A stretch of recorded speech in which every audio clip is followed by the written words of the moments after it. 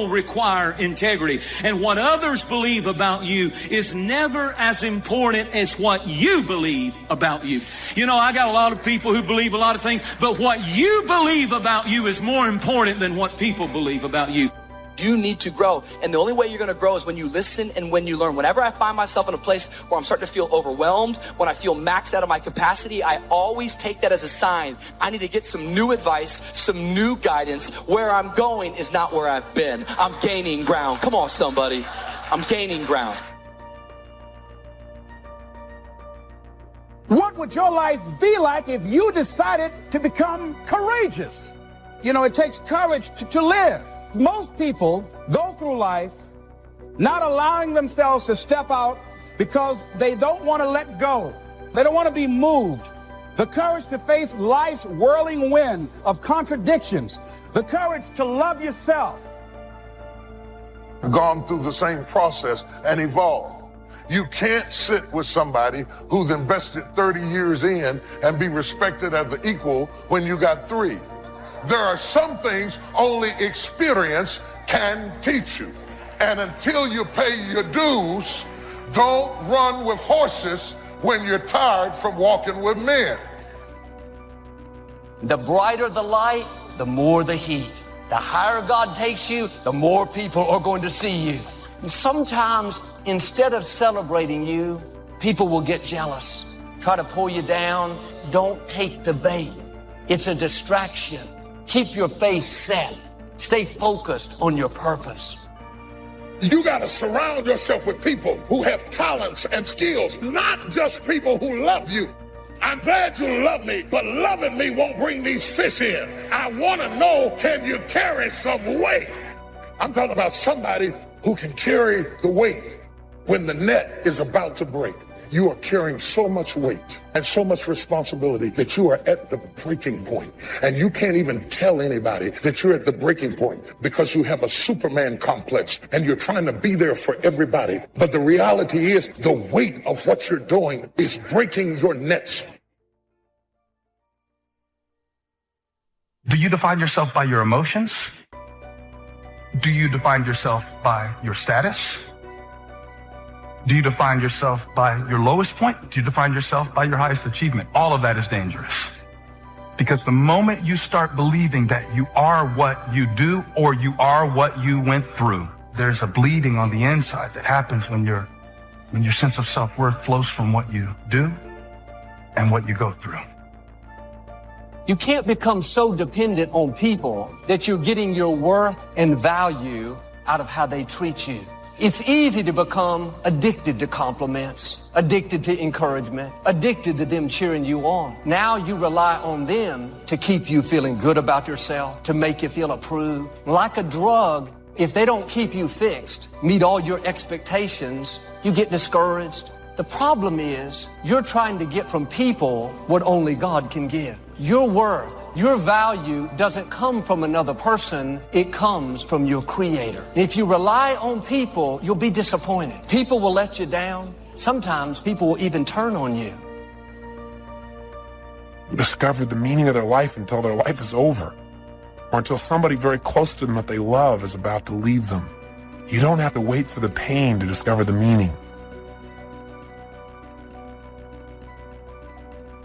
It first starts with decision on your part. And may I add, well, you should decide.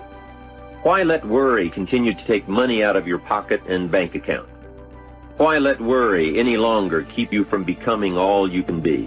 Why let it rob you of better friendships, better family relations, better profits, better results? It's a burden you can get rid of.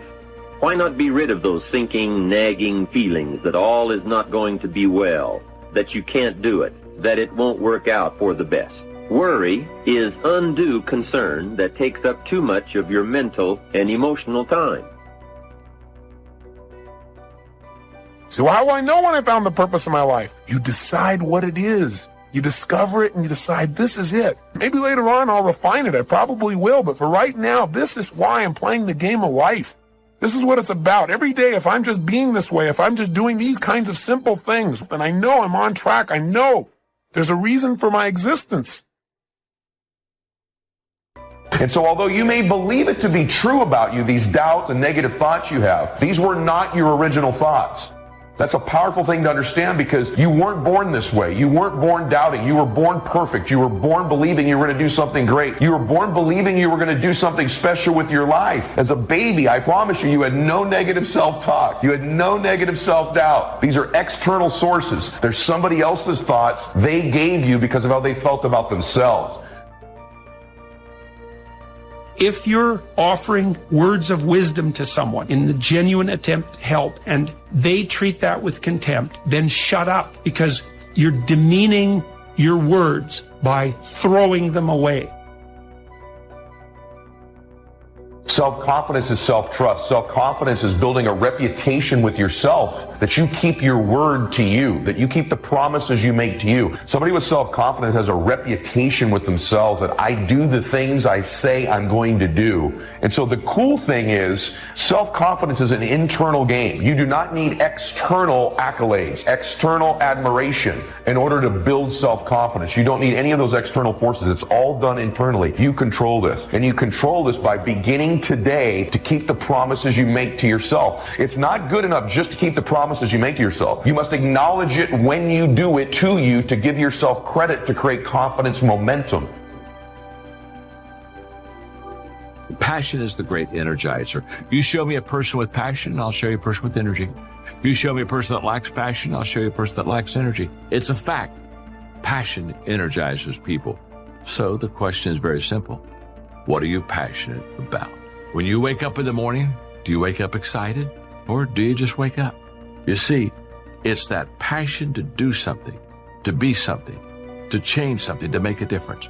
That's where the energy comes from. You can't take that old story into the new identity. One of the things we have to do to create a new identity is to begin to tell a new story. What's your new story? Who are you now? What are you all about now? Where are you going now? What's this new version of you? If you don't know, you can drastically change your income, change your future, change your health, change your marriage, change everything. If you don't know that, some people then go year after year after year not making much change, simply because they didn't get to the class. And if you just rock along, I'm telling you it's okay. Anybody can live any way they choose, but I'm here to tell all of you that if you wish to, it's possible to make the next 3 years totally different than the last 3. Change that. It's easy to blame the other person, but start taking ownership for where you are. Are you proud of how you have been living your life? Have you explored your natural talents, your gifts, by enthusiastically trying a variety of activities? So we must be like life itself. Respond to the people who deserve it by taking the first step. Even God himself says, if you move toward me, I'll move toward you. That's the condition. Now, learn to work with the people who deserve it, not the people who need it. Now, here's what's the next step. Teach people how to deserve your time. Ladies and gentlemen, a lot of us have so much talent and abilities, we just put them back on the back burner, just left them aside someplace. Never did anything with them, never brought them out here. What are you sitting on? What gifts are you sitting on?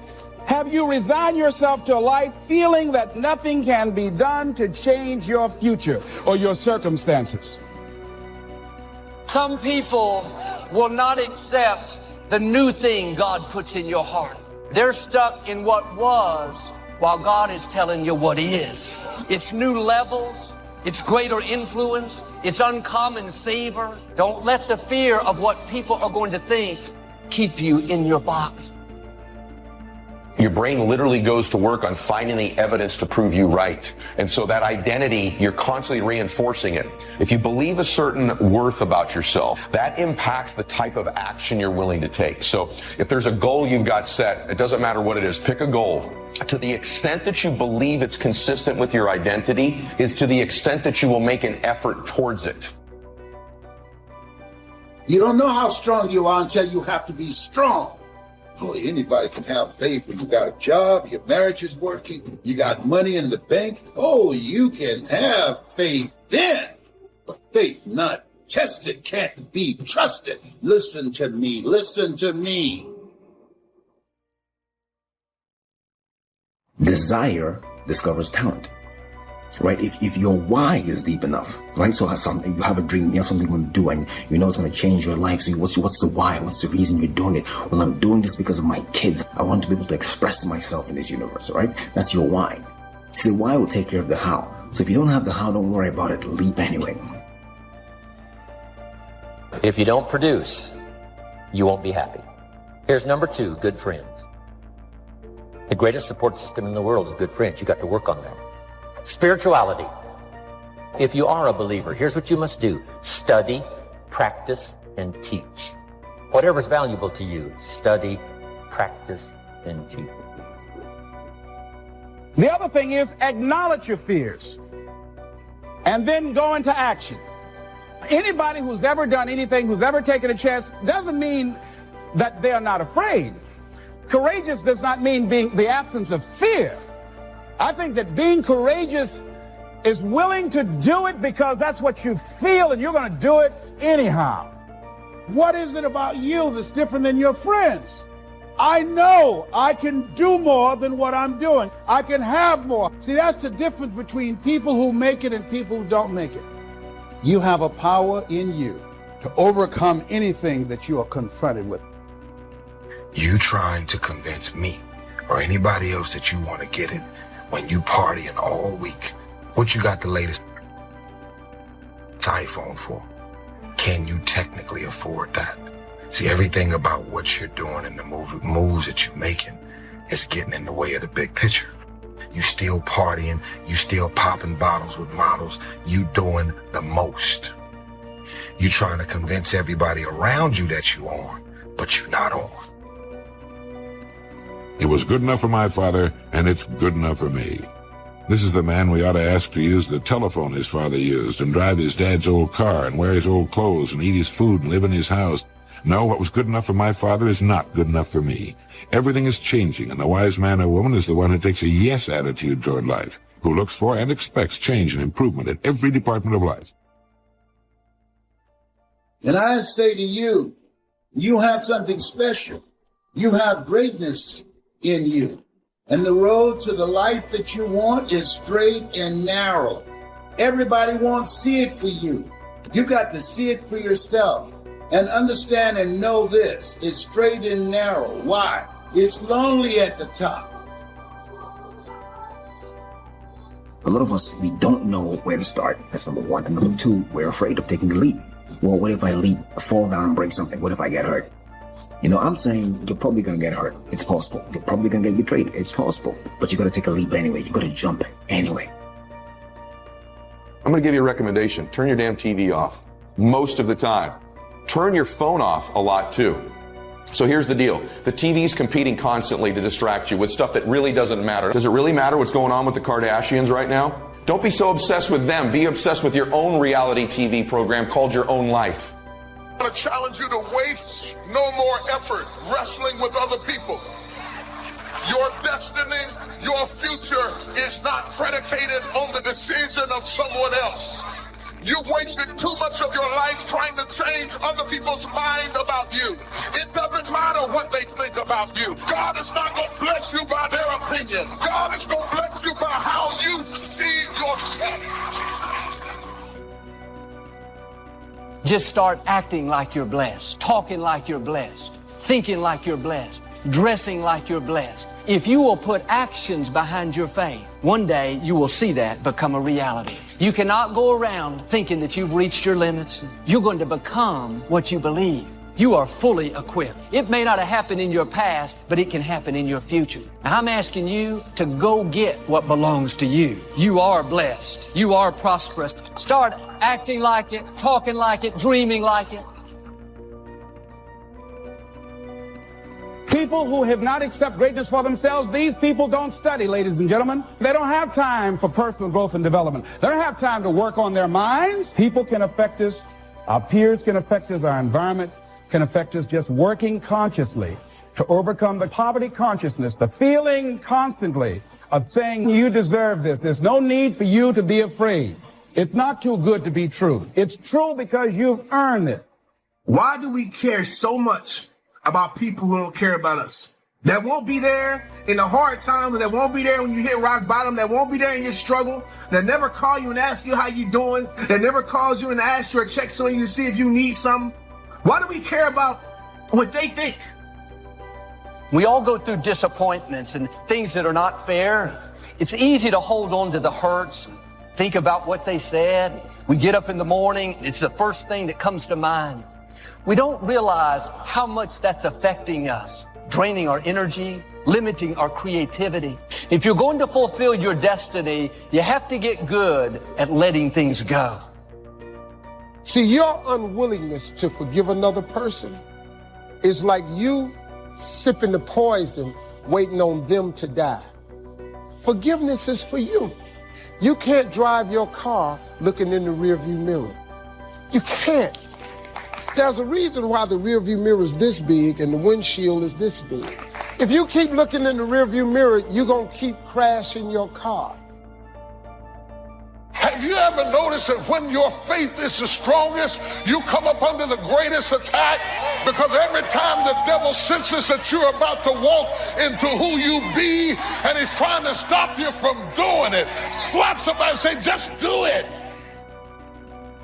Be great before it's too late.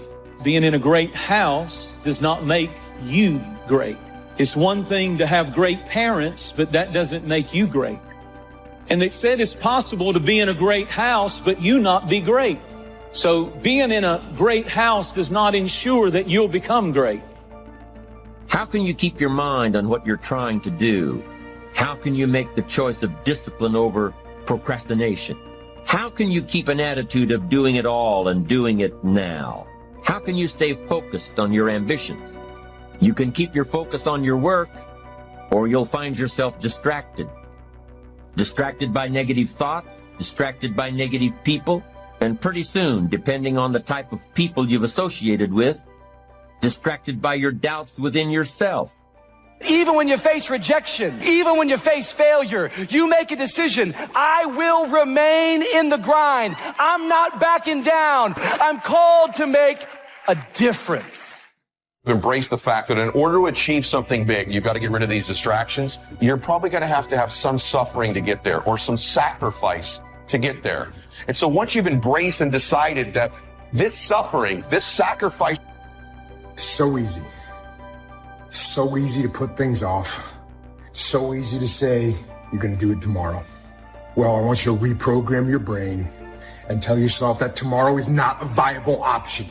You do it today. You get it done today. That's what you do.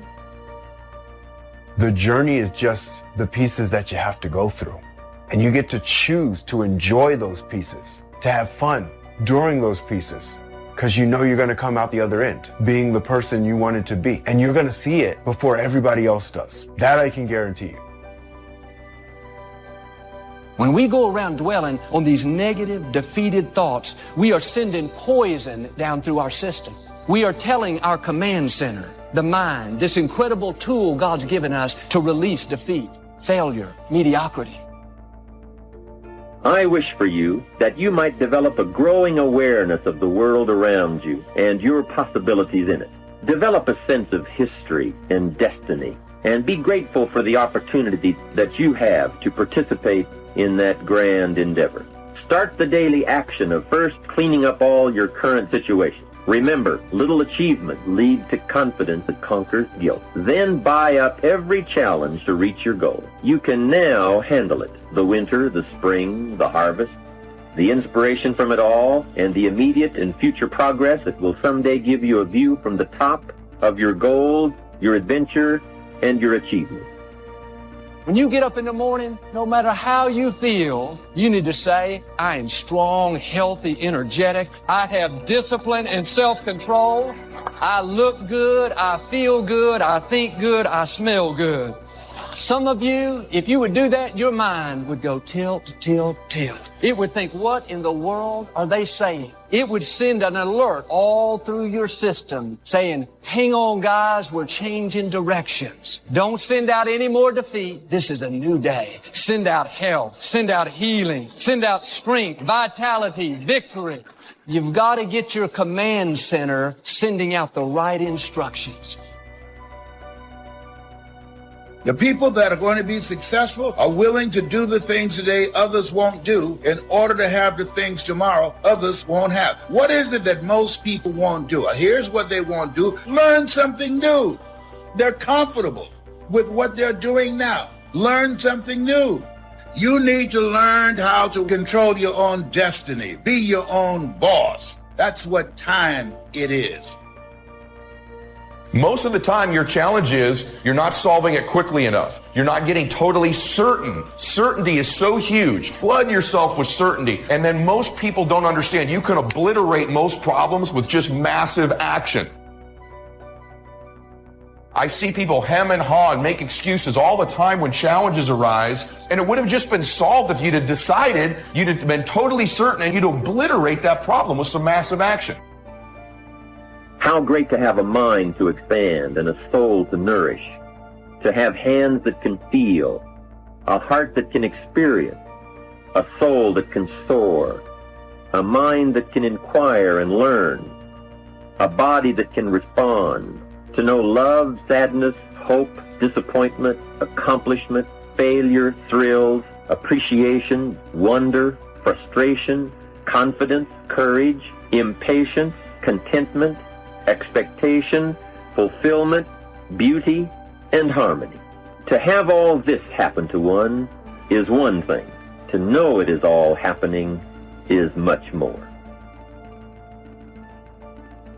What stress really is when a problem comes up is the fear of loss. And what you do is you begin to give this a disempowering meaning, and you begin to feel like you're going to lose something. Which is why having a process means so much to me, because when I know I have a process to solve a problem, I'm so much less fearful of the loss or the stress that it's going to cause me. When you begin to get these feelings, it's where your focus is going that's causing this stress level to rise in you. And my hallucination for many of you is that when a problem arises, you begin to focus on the problem more than the solution. You begin to magnify your stress level, make a disempowering meaning, which is this fear you're going to lose something. If you're still wounded over a position you lost, you'll go to that new company, defensive, not friendly. You're treating them based on what you've been through, but they had nothing to do with it. It's much more freeing when you learn to let things go. God will be your vindicator. He'll take care of who did you wrong. It's not your job to pay people back. They hurt you once. Don't let them continue to hurt you by holding on to it. It's easy to say, I have a dream. That's easy. You can say that when the enthusiasm is there. You can say that when you have enough money in the bank. But I'm telling you, it's hard to say, I still have a dream. I still have a dream. Can't you say that after your friends turn on you?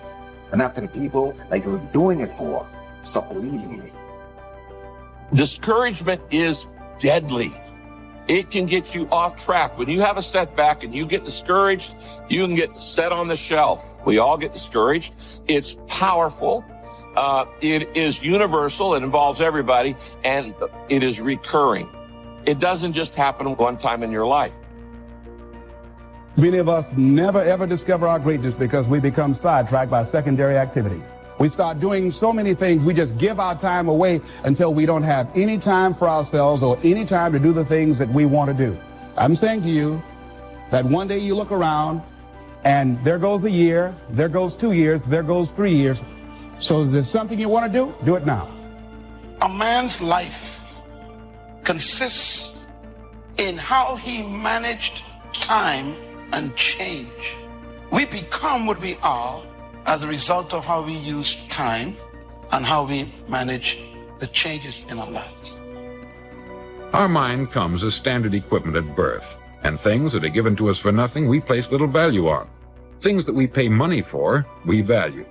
The paradox is that exactly the reverse is true. Everything that's really worthwhile in life came to us free.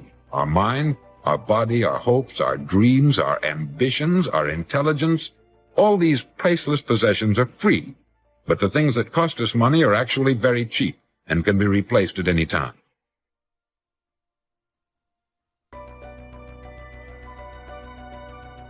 Use your power to create a new beginning for yourself. Find something that you love.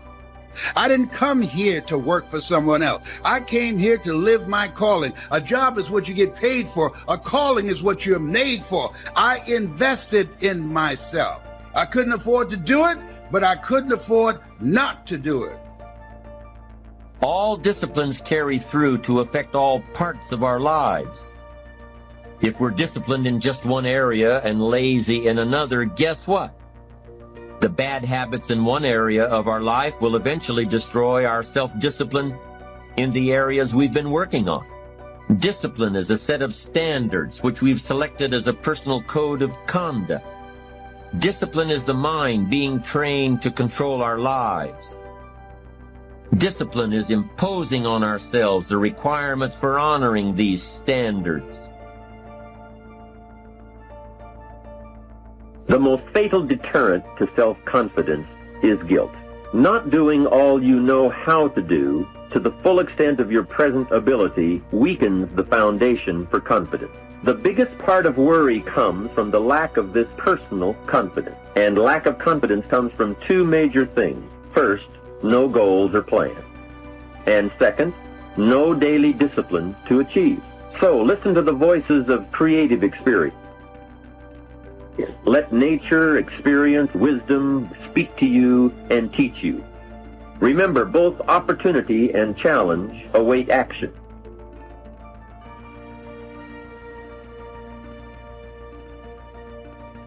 You can work on micro habits with regards to your conscientiousness, and I think the best micro habits, set up some aims for yourself, goals that you actually value. It helps you do a situational analysis of your life more than a psychological analysis, I would say. And so the questions are something like, well, you're going to have to put some effort into your life. We become what we think about. Conversely, the man who has no goal, who doesn't know where he's going, and whose thoughts must therefore be thoughts of confusion and anxiety and fear and worry, becomes what he thinks about. And if he thinks about nothing, he becomes nothing.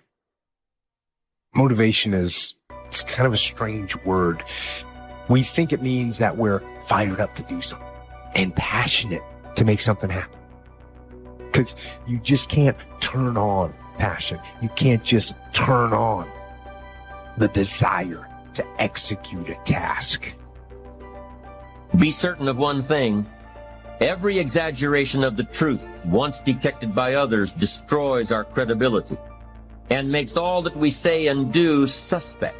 The tendency to exaggerate, distort, or even withhold the truth is an inherent part of all of us. It starts when we're kids, and then it continues when we're adults, exaggerating our net worth to impress old friends, exaggerating how close we are to closing a deal to impress the boss.